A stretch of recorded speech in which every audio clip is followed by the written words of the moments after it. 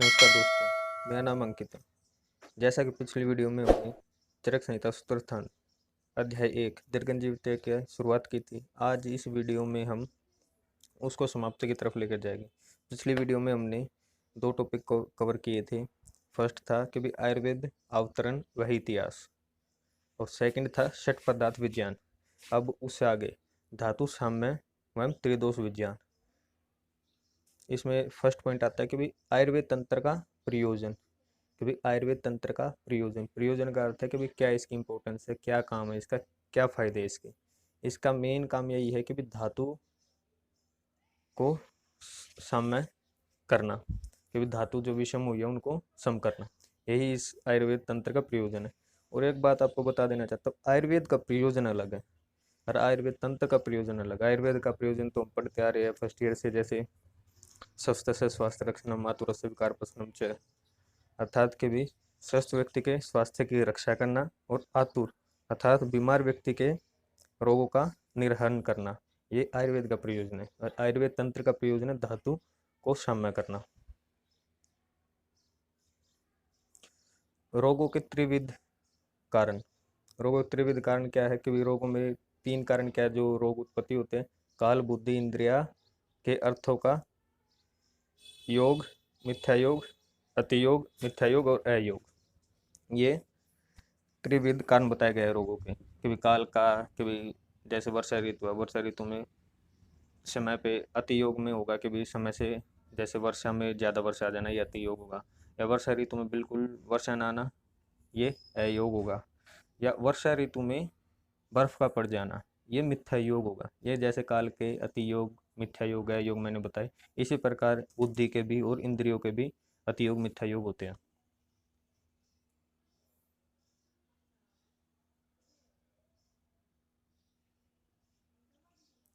रोगों का आश्रय, हमने कि भी जैसे पिछली वीडियो में जाना था कि भी लोक का आधार या लोक का आश्रय क्या है। लोक का आधार त्रिदंड जाना था हमने, जैसे कि भी सत, आत्मा, शरीर।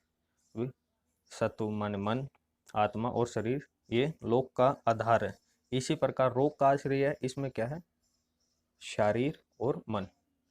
मतलब कि शरीर में रोग होगे और मन में रोग होगे, मतलब कि शारीरिक रोग और मानसिक रोग। कभी हमने ऐसा नहीं सुना होगा कि भी आत्मिक रोग भी होता है कोई।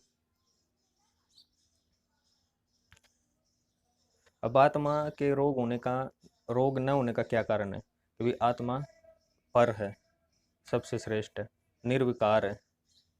वह आत्मा सत्व, भूत, गुण और 10 इंद्रियों से युक्त है, चैतन्य में कारण है, नित्य है और चराचर जगत का दर्शक है।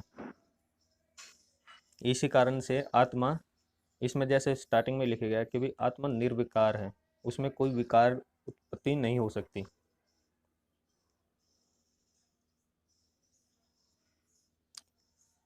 अब आते हैं शारीरिक व मानसिक दोष। शारीरिक दोष तीन होते हैं, वात, पित्त, कफ। मानसिक दोष दो होते हैं, रज और तम। अगर आपसे क्वेश्चन पूछा जाए कि भी दोष कितने होते हैं, तो आपको दोष लिखने हैं दो, शारीरिक व मानसिक।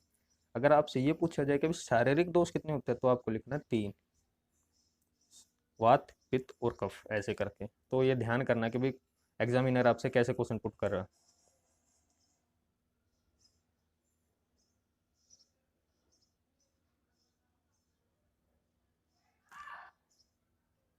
अब ये शारीर और मानस रोगों का, शारीरिक और मानसिक रोगों का चिकित्सा सूत्र, कि भी उसमें कैसे चिकित्सा करनी चाहिए। शारीरिक रोगों में दवा प्राश्य और युक्त प्राश्य चिकित्सा या औषध से शांत होते हैं। और मानस रोग ज्ञान, विज्ञान, धैर्य, स्मृति और समाधि से शांत होते हैं।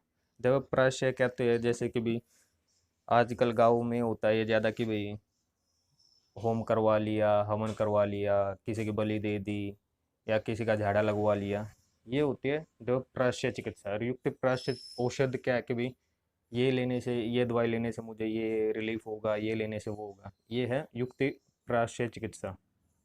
मानस रोगों में उसको संतुष्टि देना, जैसे ज्ञान, विज्ञान, ये आपके लिए अच्छा है, ये आपके लिए गंदा है, ऐसे करके।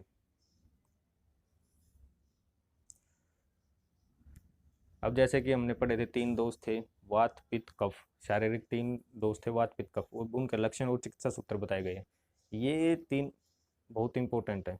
ये भी इसमें वात के लक्षण क्या है, मतलब कि वात के गुण या लक्षण, रुक्ष होता है, शीत होता है, लघु होता है, सूक्ष्म होता है, चल होता है, विशिद होता है, खर होता है।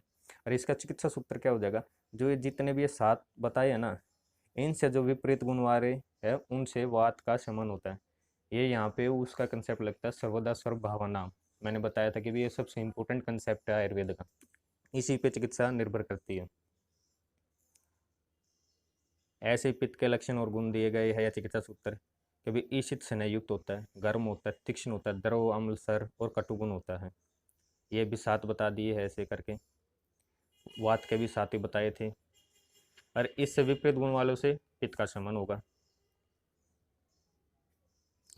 कफ, इसके लक्षण और चिकित्सा सूत्र, गुरु शीत मृदु स्निग्ध मृदु मधुर स्थिर स्थिर पिच्छिल, ये कफ के गुण होते हैं।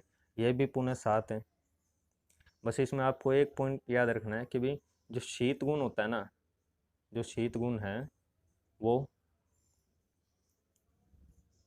वात में भी और कफ में भी कॉमन है। बस यही पॉइंट याद रखना है इसमें मेन। तो साध्य रोगों का चिकित्सा सूत्र है साध्यों में चिकित्सा का भाव। क्योंकि साध्य रोग जो जिसकी प्रॉपर हो सकता है कि वो ठीक ही हो, उनमें ही चिकित्सा करनी चाहिए। कि भी जो ठीक ही नहीं हो सकता उसमें कैसे चिकित्सा करें। तो उसमें बताया गया साध्य रोगों में देश मात्रा काल के विपरीत विपरीत गुण वाले इनका औषध का प्रयोग कर साध्य रोगों को ठीक या नष्ट किया जा सकता है। और असाध्य रोगों में कभी भी चिकित्सा नहीं करनी चाहिए, उससे जो वैद्य या चिकित्सक है उसके मान को हानि होती है कि भी इस डॉक्टर से तो ये ठीक हुआ ही नहीं, ये है वो है। अब रस के लक्षण बताए गए हैं। रस क्या है, रस रासना या जिह्वा का अर्थ है, उसका नाम रस है। रस के आधार द्रव्य जल और पृथ्वी है, मतलब कि कारण द्रव्य या आधार द्रव्य।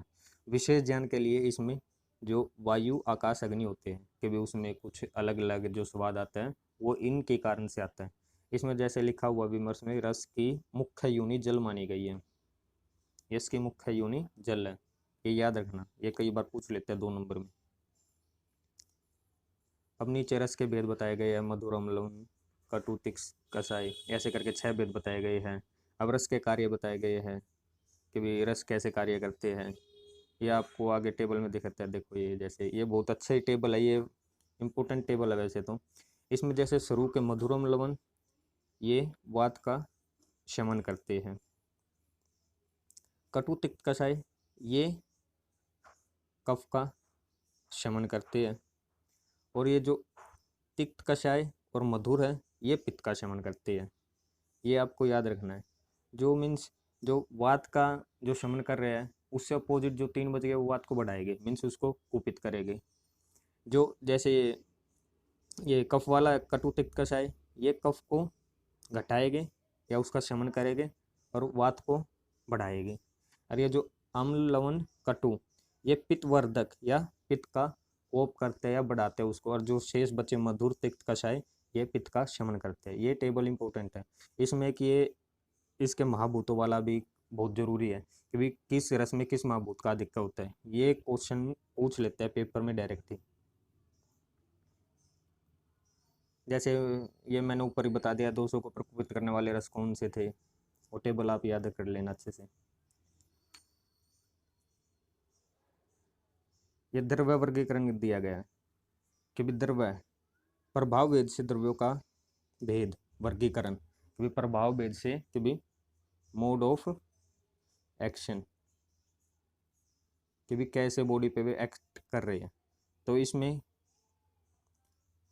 इसमें कुछ तो दोषों का प्रशमन करने वाले हैं, कुछ धातु को प्रदूषित करने वाले हैं, और कुछ स्वस्थ वृत्तों का पालन करने वाले हैं।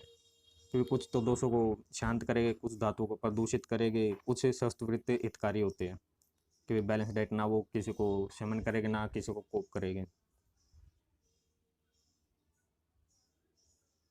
अब वो जैसे हमने पहले पढ़ा था कि भी वो मोड ऑफ एक्शन के बेस से क्लासिफिकेशन थी, ये है क्लासिफिकेशन ऑन ओरिजिन कि भी कैसे उसकी उत्पत्ति हुई है, कहाँ से मिलता है वो। जंगम मीन्स एनिमल से, एनिमल ओरिजिन। उद्भिद प्लांट ओरिजिन। पार्थिव मीन्स जो हमको पृथ्वी से या धरती से अर्थ से मिनरल डायरेक्ट मिलते हैं, सोना चांदी वगैरह ऐसे करके, या जो भी मरकरी। अब ये जंगम द्रव्य बताया कि भी जंगम द्रव्य में हम क्या क्या चीज़ ले सकते हैं, एनिमल से क्या क्या चीज़ हमको प्राप्त होती है। मधु है, गोरस है, पित्त, वसा, मज्जा, रक्त, ये वगैरह वगैरह, उनसे जो चीज़ भी हमको यूज आ रही, ये ऐसे करके 19 चीज़ें बताई गई है। पार्थिव द्रव्य के भी जो मिनरल्स जो हमको मिलते हैं, नमक है, अरताल है, सोना है, ये लोह है, 5 तरह के, बालू है, चूना में इसीलिए इत्यादि करके पार्थिव औषध बताए गए हैं। उद्भिद द्रव्य 4 प्रकार के बता दिए इसने दोबारा। उद्भिद द्रव्य 4 प्रकार के बता दिए, एक तो वनस्पति, एक विरुद्ध, एक वानस्पत्य और एक औषध। ये इस प्रकार 4 बता दिए इसने। इसमें जो वनस्पति का क्या है, उसमें सिर्फ फल दिखता है, फूल उसमें दिखता नहीं है, जिसमें डायरेक्ट फल मिलता है, जैसे हमको एक गूलर हो गया, पीपल हो गया, इसमें फल दिखता है हमको, इनका फूल नहीं दिखता। ये होते वनस्पति। जिसमें फल और फूल दोनों ही दिखते हुए है वनस्पति। जैसे इसमें आप अपना अमरूद हो गया, आम हो गए, जितने भी बचे रेस्ट, ये वनस्पति में हो गए। और ये जो फल औषध है, इसमें लिखा हुआ ऊपर श्लोक में देखो, औषध फल पाक अंत, जो फल के पाक होने पे अंत हो जाए, जैसे अपनी सीजनल क्रॉप होती है, गेहूं है, बाजरा है, चावल है, ये ऐसे करके। और विरुद्ध होते हैं प्रतान, मीन्स लताएं, ये विरुद्ध होते हैं। अब इसमें ऐसे लिखा हुआ है कि भी उद्भिद या प्लांट ओरिजिन वाले से हम क्या क्या ले सकते हैं, उससे उसके रूट से ले सकते हैं, मूल, छाल, सार, गोंद, ऐसे करके ये कुछ 18 इन्होंने बताया कि भी क्या क्या हम उनका यूज़ कर सकते हैं, क्या क्या भाग ले सकते हैं उनका। अब यहाँ पे ऐसे मूलिनी आदि द्रव्यों की गणना बताई गई है। इसमें ऐसे मूलिनी 16 होते हैं, फलनी 1 कम 20, मतलब कि 19 होते हैं, महाशय 4 होते हैं, लवण 5 होते हैं, मूत्र 8 होते हैं, दूध 8 होते हैं, शोधन के लिए 6 वृक्ष बताए गए हैं। ये कुछ ऐसे बताए गए हैं। इसमें हमेशा बच्चों को एक कन्फ्यूजन रहती है कि मूलिनी द्रव्य कितने हैं और फलनी कितने हैं। एक बात याद रखना, मूल माने होता है जिसकी हमको रूट यूज करनी है, और फलनी माने होता है जिसका हमको फ्रूट यूज करना है।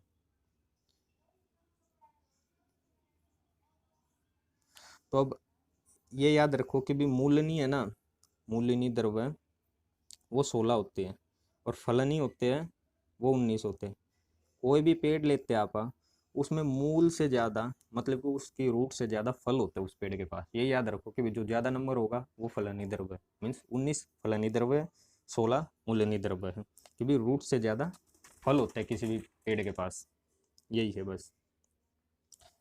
इसमें ये ऐसे ये 16 मूलनी द्रव्य बताए गए हैं। ये इसके बजाय आपको ये श्लोक है, ये मीन्स ये जो सरलार्थ है ये अच्छा है। इसमें जैसे उनके नाम भी बता दिए जाएंगे और बल्कि उनका योग भी बता दिया, जैसे जिसमें बताया शनपुष्पी, बिम्बी और हेमवती सर्दी में यूज होते हैं, मीन्स वमन क्रम के लिए काम करवाते हैं। श्वेता, ज्योतिषमती शेष विरेचन में काम आते हैं। जो रेस्ट 11 बच गई वो विरेचन क्रम में काम आएंगे। ऐसे ही अब ये नीचे फलनी द्रव्य बता दिए गए 19, उनकी पहले संख्या बताई, फिर उनके क्रम बताए कि भी कैसे कैसे कौन यूज होता है। इसमें जैसे धामार्ग, इक्ष्वाकु, जीमूत, कृतवेदन, मदन, कुटुज, त्रिपुष, हस्तपर्णी, ये वमन में काम आते हैं। इसमें अपा मार्ग जैसे शिरो विरेचन में लिखा हुआ है, और जो 10 बच गई रेस्ट, वो उनको विरेचन क्रम में यूज किया जाता है। ये 4 स्नेह बताए गए हैं, घृत, तेल, वसा, मज्जा। इसमें जो घृत था वो सबसे सर्वश्रेष्ठ बताया गया है। अब आगे के चैप्टर में आप इनको पढ़ोगे। इसमें इन चारों स्नेह के अब वो लक्षण बताए गए कि भाई इस कैसे यूज कर सकते हैं, क्या फायदा इनके। पान, अभ्यंग, बस्ती, नशे के लिए प्रयुक्त हो सकते हैं। ये शरीर को स्निग्ध करते हैं, जीवन शक्ति को प्रदान करते हैं, बल को बढ़ाते हैं, वर्ण को और शरीर का उपचय करते हैं, इन सभी दोषों का दूर करता है, जो प्रकोपित है उनका शमन करता है, जो शमन है उनको बढ़ाते हैं, उनको मीन्स समावस्था में लाना इसका काम है। अब ये 5 नमक बताए गए, 5 लवण कहते हैं जिसको हम पंच लवण। इसमें सर्वचल, सैंधव, विड, उद्भिद और समुद्र, ये 5 प्रकार के नमक हैं। इसमें नीचे सामान्यतः नमकों के गुण बताए गए हैं। नमक शरीर को स्निग्ध करने वाला, गर्म, तीक्ष्ण, अग्निदीपक, श्रेष्ठ अग्निदीपक, ये पॉइंट लिख ले ध्यान करके भी। श्रेष्ठ अग्निदीपक कौन है उसमें आपको लिखना नमक या लवण। ठीक। लेप के कार्यों में स्नेह, स्वेदन, अधोमार्ग, ये मीन्स उसकी पॉइंट लिखे हुए आपको याद करना। मतलब ये सामान्य ये जो सामान्य लक्षण बताए गए ये तो आपको जरूर ही याद करनी हो किसी की भी, चाहे आपको वो घृत हो, चाहे वो आपका लवण हो, चाहे आपका मूत्र हो या कोई दुग्ध हो, आपको वो जरूर याद करना है। अगर पृथक पृथक याद नहीं हो रहे किसी के मीन्स अलग अलग नमक के गुण याद नहीं हो रहे तो आपको ये जरूर याद करनी है। अब जैसे इसमें मूत्रों के नाम और संख्या, अब जैसे प्राचीन या पुराने समय में क्या था कि भी जो आसपास के पशु थे हम उन्हीं का यूज़ करते थे अपनी मेडिसिन बनाने में, या कुछ आहार विहार में भी उन्हीं का यूज़ होता था। तो उन्हीं के जो ज़्यादा मेजोरिटी में यूज़ होते थे उन्हीं का मूत्र बताया गया है इसमें। अब इसमें आप देखोगे जैसे जैसे भेड़ का, बकरी का, गोमूत्र भैंस का, हाथी का, ऊँट का, घोड़े का, गधे का, ये 8 मूत्र बता दिए गए ऐसे। अब नीचे इन मूत्रों के सामान्य गुण, मैंने आपको बताया कि सामान्य गुण हमेशा याद करने हैं। आपको अलग अलग हो या ना हो पर सामान्य जरूर याद करना है। इसमें सामान्य गुण क्या है? गर्म गर्म होता है, तीक्ष्ण होता है, रुक्ष होता है, कटु होता है, लवण रस प्रधान होता है, मूत्र उपटन के कार्य में, लेप के कार्य में, आस्थापन, बस्ती विरेचन, स्वेदन, आन्हा, अगध, ऐसे बहुत सी मीन्स बीमारियों में यूज होता है।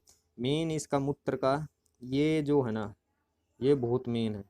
ये जो अगध है, अगध भी विषनाशक ही होता है कि भी एक प्रिपरेशन तैयार की जाती है जिसको अगध कहते हैं।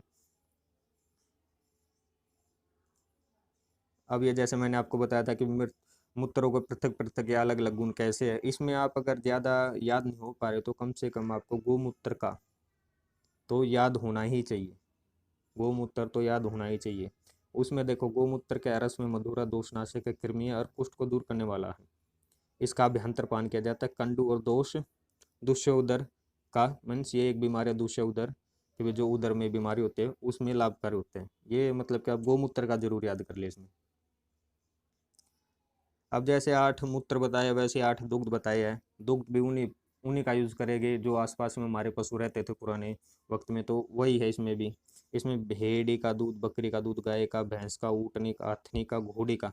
इसमें गधी का दूध न लेते हुए स्त्री का दूध लिया गया है, ये बात याद रखना, बस स्त्री का दूध लिया गया है इसमें। अब ये दुग्ध के सामान्य गुण बताए गए, मधुर है, स्निग्ध है, शीतल है, दूध को बढ़ाने वाला है, भ्रयण करने वाला, बलवर्धक, मन को शांति करने वाला, मीन्स बहुत सी कामों में इसके वो बताए गए हैं दुग्ध के गुण।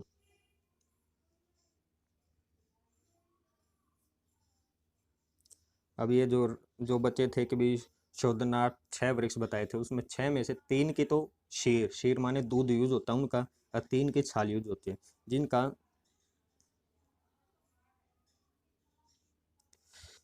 जिनका दूध यूज होता है मीन्स शीर यूज होता है वो है स्नूही, अर्क और अश्मंतक। अब इनके कर्म भी बताए गए कि भी कौन सा किस में यूज होता है। अश्मंतक का वमन के लिए यूज होता है, स्नूही का विरेचन के लिए यूज होता है, और जो अर्क का दूध होता है वो दोनों वमन और विरेचन दोनों के लिए यूज होता है। अब जिनके छाल यूज होते हैं वे 3 ऐसे हैं, पूतिक, कृष्णगंधा और तिलवक। इनकी छाल यूज होती है। इसमें जैसे विरेचन पूतिक और तिलवक विरेचन में होता है, और जो कृष्णगंधा बचा वो विसर्प, शोथ, अर्श, दद्रु, विद्री, गलगंड आदि रोगों में यूज होता है। इस प्रकार ये इन्होंने फुलूनी, मूलिनी आदि और फलनी आदि द्रव्य का वर्णन कर दिया गया। अब यहाँ से औषधि और चिकित्सक के बारे में बताया जाएगा। ये 5th पॉइंट हो गया इस चैप्टर का। पहले जैसे हमने पढ़ा, पहला पॉइंट क्या था? आयुर्वेद अवतरण था। सेकंड था कि भाई षट पदार्थ विज्ञानी है। थर्ड था धातु साम्य और त्रिदोष विज्ञानी है। फोर्थ था द्रव्य वर्गीकरण। ये 5th और लास्ट पॉइंट है इस चैप्टर का, औषधि और चिकित्सक।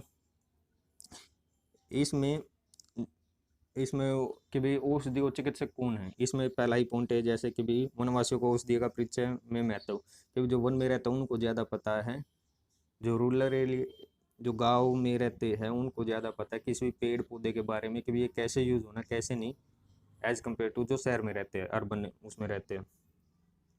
अब इसमें ऐसे लिखा हुआ है सेकंड पॉइंट ही कि भी औषधि नाम ज्ञान ही संपूर्ण नहीं, कि भी औषधि का नाम जानना ही संपूर्ण नहीं है। कि भी अब हम जैसे पता है सबको अश्वगंधा, गिलोय, इम्यूनो बूस्टर है, ठीक, पर उनका नाम जानने से कुछ नहीं, हमको पता भी होना चाहिए कि भाई ये गिलोय है, ये अश्वगंधा है, ये है, ऐसे करके। तो सिर्फ नाम जानने से नहीं, मीन्स हमको किसी का बोटानिकल नेम याद हो गया तो वो कुछ फ़ायदा नहीं है उस चीज़ का। हमको जब तक उसका प्रयोग या यूज़ करना नहीं आएगा तब तक उसका कुछ वो नहीं है। तो इसमें लिखा तत्वविद कौन, कि भी किसका फ़ायदा मीन्स किसको अच्छा है, कि जिसको स्वरूप जिसको किसी का स्वरूप पता हो चाहे ना हो, पर उसका कैसे पता कि भी मुझे इस प्लांट का नाम नहीं पता, पर मुझे इतना जरूर पता है ये ऐसे ऐसे यूज होता है। जैसे गाँव में बताते हैं कि भी नाम तो इसका कहते थे ऐसे ऐसे, और अब उसको बहुत सौ को पता है कि भी उनका यूज क्या है, उनका नाम पता हो चाहे ना हो। और जिसको दोनों ही पता उसका तो फिर वो तो सर्व संपन्न हो गया फिर तो। इसमें श्रेष्ठ चिकित्सक के लक्षण बताए गए हैं। इसमें क्या रखा है, जो देश काल के अनुसार चिकित्सा करे वही उत्तम वैद्य बताया गया है। विज्ञात और विज अविज्ञात और विज्ञात औषधि का परिणाम, कि भी अगर हम किसी को जानेंगे नहीं कि भी ये औषधि कौन सी है ये कौन सी है, ऐसे तो किसी को दे नहीं सकते हम कि भी ये उसमें दे दी ये उसमें दे दी।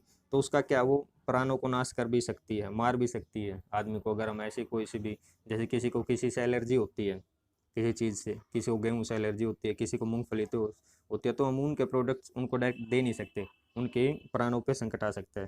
ये वही है। औषधि के सम्यक प्रयोग का महत्व, अगर किसी को पता है कि भी उसके नाम भी पता है, स्वरूप भी पता है, गुण भी पता है, उस तीनों का पता होते हुए भी अगर वो सम्यक रूप से मीन्स उसको ठीक प्रकार से ठीक प्रोसेस से यूज करके उसको नहीं दे रहा पेशेंट को, तो वो उसके लिए लाभकारी नहीं होगी। अगर हम जैसे सम्यक का अर्थ है उचित मात्रा में या कुछ प्रॉपर उसमें करवा के, जैसे अगर हम सम्यक मात्रा में खाना खाएंगे ठीक है, तो हमारा खाना टाइम पे पच जाएगा। अगर हम ऐसे बहुत ज़्यादा खा रहे तो हमको उल्टी लग जाएगी या कुछ और बीमारियां हो जाएगी, फूड पॉइजनिंग हो जाएगी, ये वही बताया गया है। सम्यक प्रयोग का महत्व, कि भी अगर हम अच्छे से प्रयोग करेंगे तो जो विष है वो भी अमृत बन जाएगा। अगर हम असम्यक तरीके से प्रयोग करेंगे तो अमृत भी विष के समान मृत्युदायक होगा। इसमें यही लिखा हुआ है। मूर्ख वैद्य की निंदा बताई है कि भी उसमें क्या रखा है कि भी आप इंद्र के वज्र से पड़ जाए आपके सिर पे तो आप उससे बच सकते हो, पर मूर्ख वैद्य से आप नहीं बच सकते कदापि भी, यही लिखा हुआ है। इसमें फिर ये सभी उसी की उपमा दी गई है कि भी उससे चिकित्सा नहीं करवानी चाहिए, मूर्ख वैद्य ऐसे है वैसे है।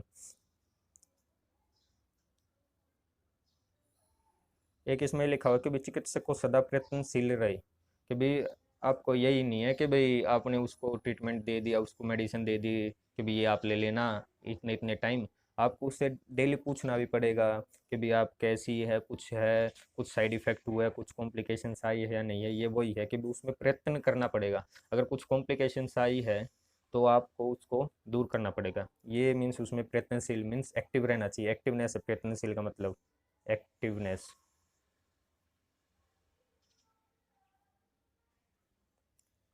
अब इसमें श्रेष्ठ चिकित्सक और औषधि बताई गई है। श्रेष्ठ चिकित्सक कौन है, जो रोगों से मुक्त करवा दे रोगी को, और औषधि कौन है श्रेष्ठ, जो आरोग्य को प्रदान करे। अब इसमें ये उपसंहार बताया गया कि भी अध्याय में क्या क्या बताया गया था। उसमें ये अवतरण है, जैसे भारद्वाज कैसे गए थे, उनका सिलेक्शन क्यों हुआ कि भी भारद्वाज को भेजा जाए, ये ऐसे करके सभी टॉपिक्स बताए गए जो इसमें कवर हुए हैं। इस प्रकार ये पहला चैप्टर दीर्घ जीव के अध्याय समाप्त हुआ। धन्यवाद।